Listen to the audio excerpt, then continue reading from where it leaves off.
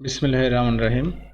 সুপ্রিয় শিক্ষার্থীবৃন্দ, আমরা সরকারি কলেজ কর্তৃক আয়োজিত অনলাইন ক্লাসে তোমাদের সবাইকে স্বাগত জানাচ্ছি। আমি মোহাম্মদ সাইফুল ইসলাম, প্রভাষক গণিত বিভাগ, আমরা সরকারি কলেজ ঢাকা।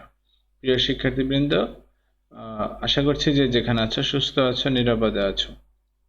আজকে আমরা উচ্চতর গণিত প্রথম পত্র বইয়ের 10ম অধ্যায়ের যুগজীকরণ নিয়ে আলোচনা করব।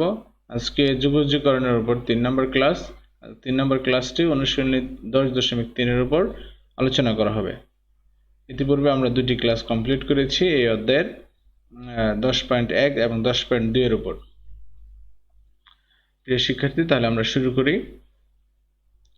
এখানে একটি নিয়ম দেখো, যদি ইন্টিগ্র্যান্ড বা যুগজীয় রাশি এর কোনো অংশ এর অন্তরজ dx এর সাথে গুণ আকারে থাকে, তবে সেই অংশটিকে z ধরে সরলীকরণ করার পর ইন্টিগ্রেশন করতে হয়। অর্থাৎ dx এর সাথে যদি অতিরিক্ত একটা ফাংশন গুণ থাকে, সেই ফাংশনটিকে আমরা ধরে নিব, তারপর ইন্টিগ্রেশন করে নিব। ওকে, দেখি আমরা অঙ্ক অনুশীলনী 10.3 এর 1-এর 3 নম্বর অঙ্কটি দেখো। Integration of cos x e to the power sin x dx।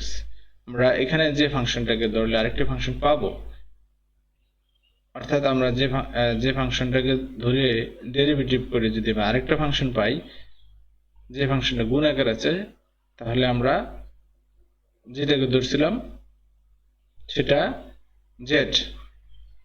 আমি এখানে আরেকটু ক্লিয়ার করছি, দেখো e to the power sin x, e to the power sin x কে যদি আমরা ধরি z, তাহলে আমরা কিন্তু sin x এর ডেরিভেটিভ পাচ্ছি cos x, মানে cos x এখানে গুণ আকার আছে।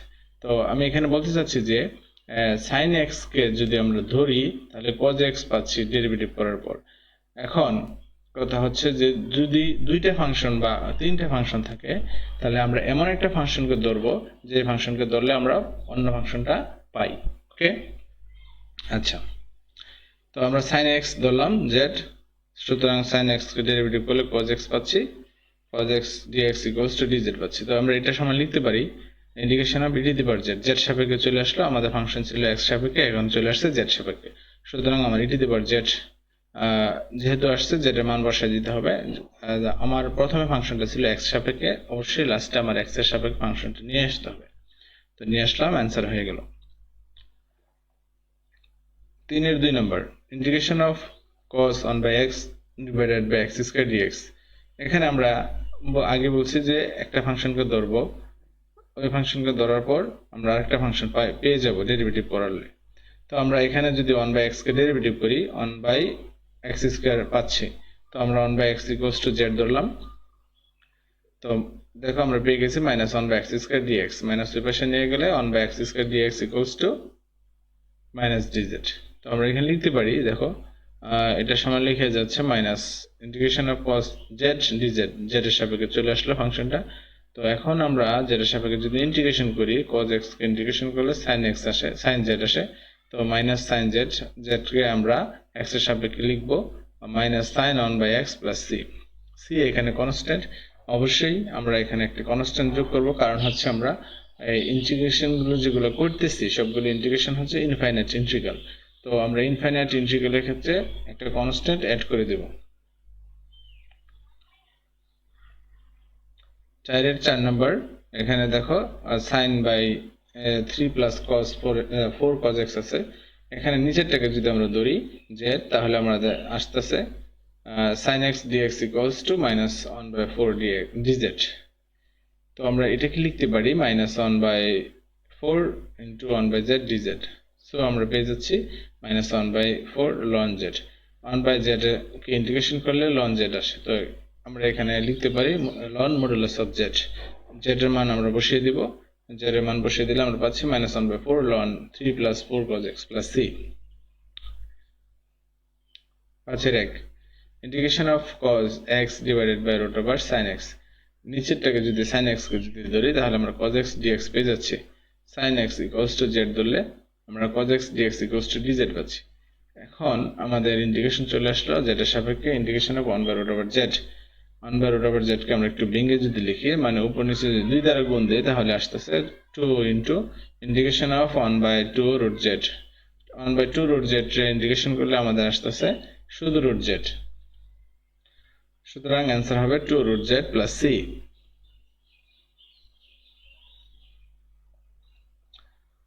আমরা যদি 1 প্লাস লন এক্স এর সমান জেড ধরি তাহলে পাচ্ছি 1/x dx equals two dz। এটাকে লিখতে পারি ইন্টিগ্রেশন অফ 1/z। 1/z এর ইন্টিগ্রেশন হচ্ছে modulus of loan modulus of z। z এর মান বসায় দিলে এটা চলে আসতেছে।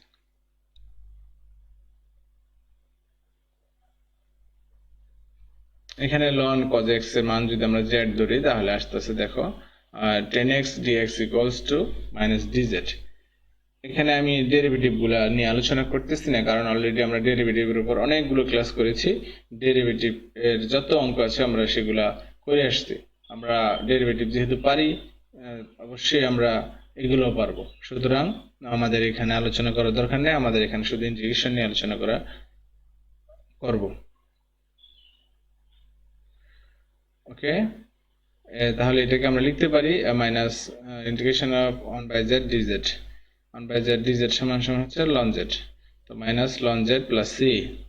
তো আমরা এখানে বসিয়ে দিতে পারি z এর মান minus ln modulus of ln cos x plus c। এখানে আমরা tan ইনভার্স x কিউবের মান যদি z ধরি তাহলে আসতেছে ডেরিভেটিভ করলে x square by 1 plus x to the power 6 dx equals to 1/3 dz। মান বসায় দিলে এই মেইন ফাংশনের মান বসায় দিলে আমাদের চলে আসলো 1/3 ইন্টিগ্রেশন অফ z dz। এটাকে ইন্টিগ্রেশন করলে এটা আসতেছে, এখান থেকে আমরা z এর মান বসায় দিলে এটা পাচ্ছি। যোগজ নির্ণয় করো integration of sin inverse x divided by √1 - x square.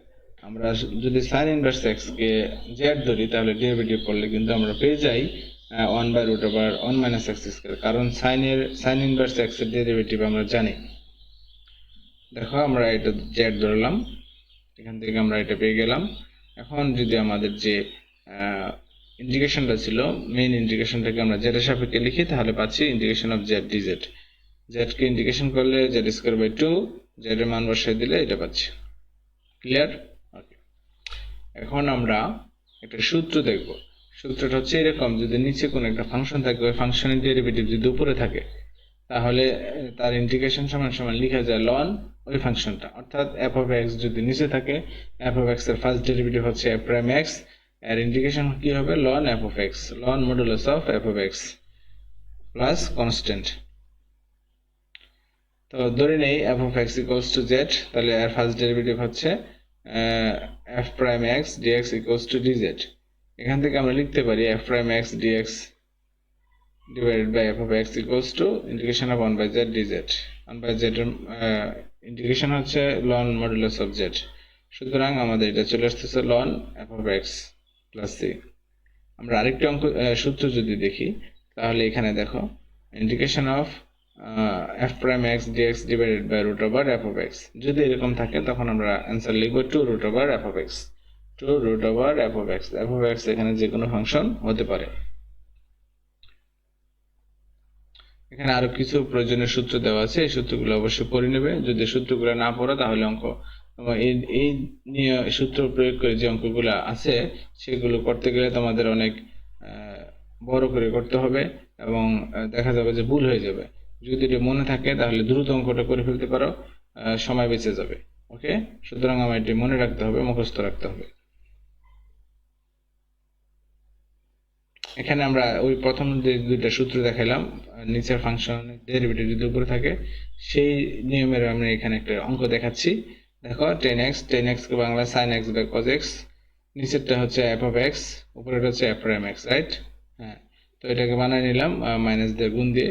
cos x এর ডেরিভেটিভ হচ্ছে মাইনাস sin x, সুতরাং আমরা লিখতে পারি minus ln cos x। ln cos x, cos কে আমরা যদি sec এ পরিণত করি তাহলে যদি sec এ অ্যান্সার দেখাতে চাই 1/sec, ln 1 minus ln sec চলে আসতেছে, এখান থেকে ln 1 হচ্ছে 0, তো সুতরাং আমরা লিখতে পারি ln sec x plus c।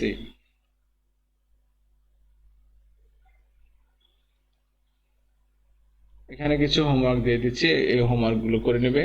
যদি কোনো সমস্যা হয় অবশ্যই আমাকে জানাবা। তো এই ইম্পর্টেন্ট, এখানে হোমওয়ার্ক গুলো খুবই ইম্পর্টেন্ট, পরীক্ষায় প্রায় আসে। এখান থেকে দুই একটা আসতে পারে পরীক্ষায়, সিকিউতে না থাকলেও এমসিকিউতে চলে আসবে। সুতরাং অঙ্কগুলো করে নেবে। এই পর্যন্ত থাকবে। সবাইকে ধন্যবাদ জানিয়ে শেষ করবো আজকে। নেক্সট ক্লাসে আবার কথা হবে। সেই পর্যন্ত সবাই সুস্থ থাকো, নিরাপদে থাকো। আল্লাহ হাফেজ।